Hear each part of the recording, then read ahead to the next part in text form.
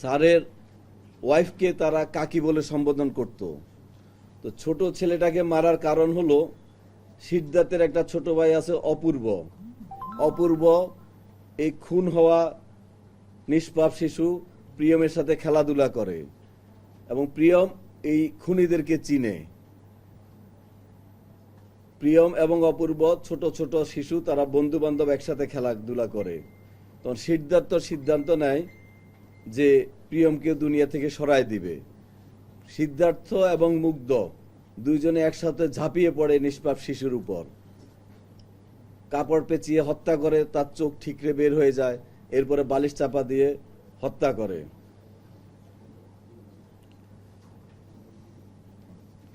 তারপরে আমি যেটা আগে বলেছি, তারা খুনের পরে গোসল করে ওখানে বসে খেজুর খায়, ওখানে বসে ইয়াবা খায়।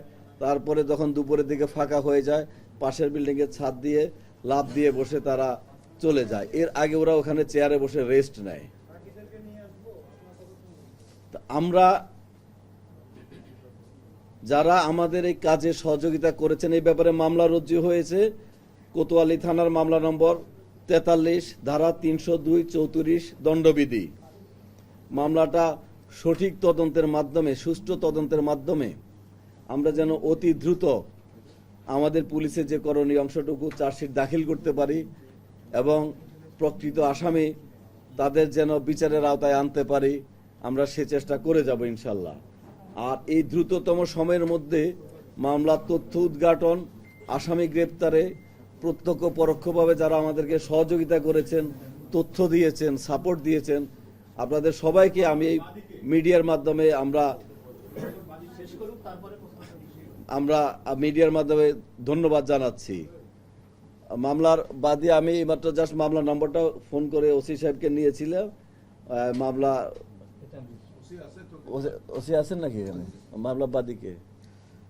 আচ্ছা, আমরা এটা আপনাদেরকে জানাচ্ছি, যেহেতু এই জিনিসটা আমরা একটা খুব ডিলেমার মধ্যে ছিলাম, এটা কি খুন নাকি ডাকাতি, আমরা এই জিনিসটা নিয়ে আমরা খুব দ্বিধাদ্বন্দ্বে ছিলাম। যার ফলে আসামিকে নিয়ে ইন্টারোগেশন, আসামি অ্যারেস্ট করা, আসামি ইন্টারোগেশন করা, এগুলো নিয়ে আমরা ব্যস্ত ছিলাম এবং আছি। আমি আপনাদের মাধ্যমে আমাদের এই দক্ষ টিমকে ধন্যবাদ জানাতে চাই, যারা রংপুর মেট্রোপলিটন পুলিশে একটা টিম ওয়ার্কের মাধ্যমে রংপুর মেট্রোপলিটন পুলিশকে জনগণের সেবক হিসেবে উপস্থাপন করতে পারছে। এই দ্রুততম সময়ে এরকম একটা চাঞ্চল্যকর ঘটনার তথ্য উদ্ঘাটন করা, আমি মনে করি এটা আমাদের সহকর্মী যারা আছেন, যারা এই কাজে যুক্ত আছেন, যুক্ত হয়েছেন, যারা আজকে এই তথ্যটা উদ্ঘাটিত করেছে, তাদেরকে আমি ধন্যবাদ জানাবো। আপনাদের মাধ্যমে আমি ধন্যবাদ জানাই এবং আমি আপনাদের মাধ্যমে অনুরোধ করব, আগে আমি রংপুরে জয়েন করার পরে আপনাদের সাথে কথা বলেছি, মাদক এই রংপুরতে এটা অনেক বড় সমস্যা। আমি খুব চেষ্টা করে যাচ্ছি, আমাদের সহকর্মীরা চেষ্টা করে যাচ্ছেন, বাট মাদক নির্মূলের ক্ষেত্রে আমাদের সকলকে হেল্প করতে হবে, সমাজের সবাইকে যার যার অবস্থান থেকে হেল্প করতে হবে। এই যে 1 পিস 2 পিস ইয়াবা বিক্রি হয়, বাসায় বসে সেবন করে অনেকে, হয়তো এটা আমাদেরকে না জানালে আমরা জানতেও পারি না। তো আমরা এই যে আলামতগুলো আপনারা দেখছেন, আর আমরা যদি দরকার হয় 2-1 দিন পরে আবার আমরা আপনাদেরকে আমাদের তদন্তের অগ্রগতি আমরা জানাবো। সংক্ষেপে বলেন যে এই হত্যাকাণ্ডের মূল মোটিভ ছিল মাদককে বাধা দেওয়ার কারণে হত্যাকাণ্ড হয়েছে কিনা এটি বলবেন। এবং এটা হলো বখাটে যুবকরা অনধিকার প্রবেশ করে উনার বাসায় তারা মাদক সেবন করতেছিল বা আড্ডা দিচ্ছিল, আড্ডার পরে মাদক সেবনও করতেছিল। গণপতি স্যার এটা বাধা দেওয়ার কারণে সেই বখাটে যুবকরা পরিকল্পিতভাবে, এবং এরা সবাই একই এলাকার আত্মীয় স্বজন, তারা উনাকে খুন করে। তারা যারা খুনি, এই খুনি মুগ্ধ এবং সিদ্ধার্থ, এরা গণপতি স্যারকে স্যার বলতেন, গণপতি স্যারের নিহত স্ত্রীকে কাকি ডাকতেন। আর মেয়েটার ব্যাপারে কথা হয়েছে, তার সাথে খুব একটা কথা হতো না। ছোট বাচ্চাটাকে তারা প্রিয়ম নামে ডাকতো এবং খেলাধুলা করতো তাদের ছোট ভাইদের সাথে। এরা সবাই একই এলাকার পাশাপাশি এলাকার।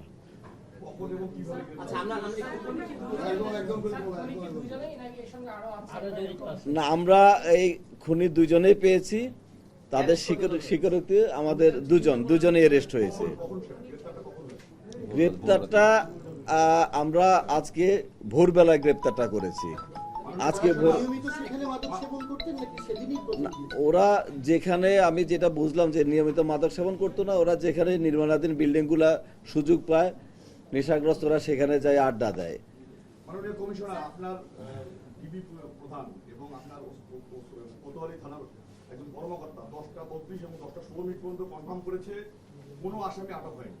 আপনি বলছেন ভোর রাতে গ্রেপ্তার হয়েছে। এখানে যদি গ্রেপ্তার হয় তাহলে তো নিরাপত্তার কোনো ইস্যু থাকার কথা নয়। তাহলে কেন এই তথ্যগুলো গণমাধ্যম থেকে লুকানো হলো? না, গণমাধ্যমে আমরা, এটা একটা চাঞ্চল্যকর মার্ডার, 4 জন মার্ডার হয়ে গেছে। সেখানে আমরা যে কোনো আসামিকে আমরা গ্রেপ্তার দেখানোর ক্ষেত্রে আমরা যথেষ্ট সতর্কতা অবলম্বন করে আমাদেরকে প্রতিটা পদক্ষেপ ফেলতে হবে। এখানে প্রত্যেকটা জিনিস আমরা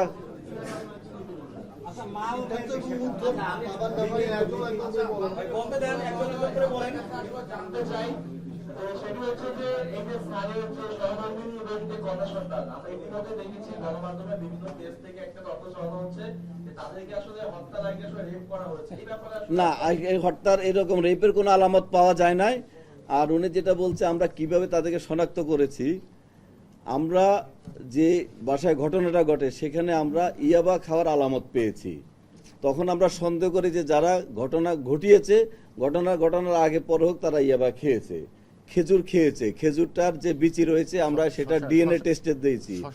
এরপরে ফ্রিজ থেকে বের করে শশা খেয়েছে, শশা অর্ধ কামড় দেয়া রয়েছে এবং তাদের বক্তব্যের সাথে এটা মিলে গেছে। তারা যখন খুন করে, খুন শেষ হওয়ার পরে তারা বলছে যে খুনিরা, তাদের শরীর খুব উত্তেজিত ছিল, তখন তারা শশা বের করে শশা খায়, এরপরে তারা গোসল করে। এরপরে একটা চুড়ি পেয়েছি আমরা, একটা চুড়িকে আগুন দিয়ে টেস্ট করানো হয়েছে, এটা গোল্ড নাকি গোল্ড না। তার মানে যে গোল্ডের ব্যাপারে অভিজ্ঞ সেরকম লোক এখানে জড়িত থাকতে পারে। এইসব তথ্য উপাত্ত বিশ্লেষণ করে আমরা আমাদের কাজে অগ্রগতি হয়েছে এবং আমরা আসামি গ্রেপ্তার করতে সক্ষম হয়েছি।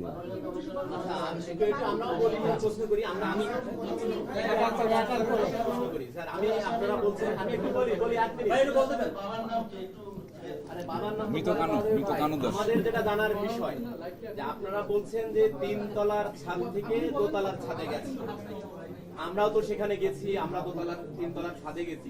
3 তলার ছাদ থেকে 2 তলার ছাদে আসলে গেল কিভাবে? সেটা কি লাফিয়ে গেল বা কিভাবে গেল সেটি আমাদের। আচ্ছা, যে দুজন আসামি, আর 2 জন মানুষের পক্ষে এই 4 জন মানুষকে এইভাবে খুন করা, এইটা আসলে কোন জায়গার যুক্তি থেকে আসে? আচ্ছা, এই যে 2 জন আসামি অ্যারেস্ট হয়েছে, একজন হলো শ্রী মুগ্ধ দাস, পিতা শ্রী কানু দাস। মুগ্ধ দাসের বয়স 23, পিতা কানু দাস, মাতা সেনারানী দাস।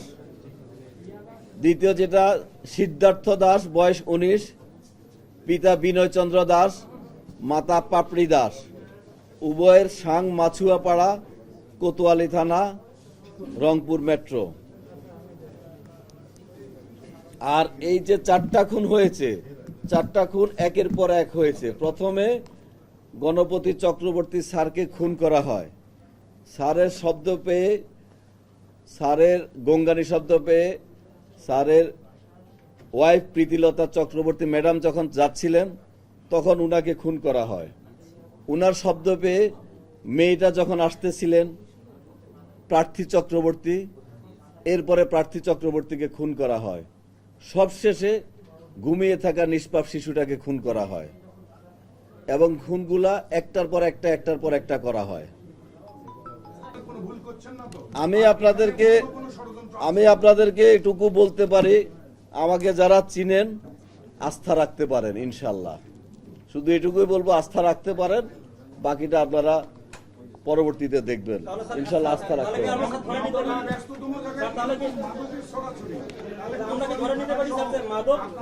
রংপুরে মাদক মহামারী আকার ধারণ করেছে এবং মাদকের বিপরীতে আমাদের পুলিশের কোনো কার্যকরী ভূমিকা নেই। পুলিশের কার্যকরী ভূমিকা আছে বলেই গত 3 মাসে প্রায় 2000 মাদক সেবী, মাদক ব্যবসায়ীকে অ্যারেস্ট করেছে। 2000 মাদক সেবী, মাদক ব্যবসায়ীকে অ্যারেস্ট করার ক্ষেত্রে আপনি এক টাকাও দেন নাই। এখানে যারা আছেন, আমি এটা আগেও বলছি, এই যে 2000 মাদক সেবীকে অ্যারেস্ট করেছে, মাদক ব্যবসায়ীকে পুলিশ, এই মালামাল সহ, মাদক সহ, এটাই পুলিশের ভূমিকা নাই বলেন কিভাবে? পুলিশের ভূমিকা আছে। পুলিশকে আমি একটা জিনিস বলি, পুলিশকে ছোট করে দেখবেন না, পুলিশের কাজগুলোকে প্রশংসা করবেন, পুলিশের ভালো কাজের প্রশংসা করবেন, প্রশ্ন করার জন্য করবেন না, প্রশ্ন করবেন, ভালো কাজের প্রশ্ন করবেন। সিদ্ধার্থ এবং মুগ্ধ যেখান থেকে মাদক কিনে তাকে আসলে শনাক্ত করা হয়েছে কিনা? হ্যাঁ, আমি তো সেটাই বলেছি, আমি তাদের থেকে যা পেয়েছি, আমি কিন্তু যা পেয়েছি, আমি কোনো রাগ ডাক না করে আমি অনেস্টলি বলেছি, ইন্টিগ্রিটি নিয়ে বলেছি, এটা বুঝতে পারেন। কিভাবে দোতলাটাই নামলো? আমরা তো ওখানে মাদক, এটা মাদক সেবী যারা, তারা লাফিয়ে নামে, লাফিয়ে উঠে, ওরা বিভিন্ন, হ্যাঁ, একটার পর একটা ওরা একটার পর একটা করছে।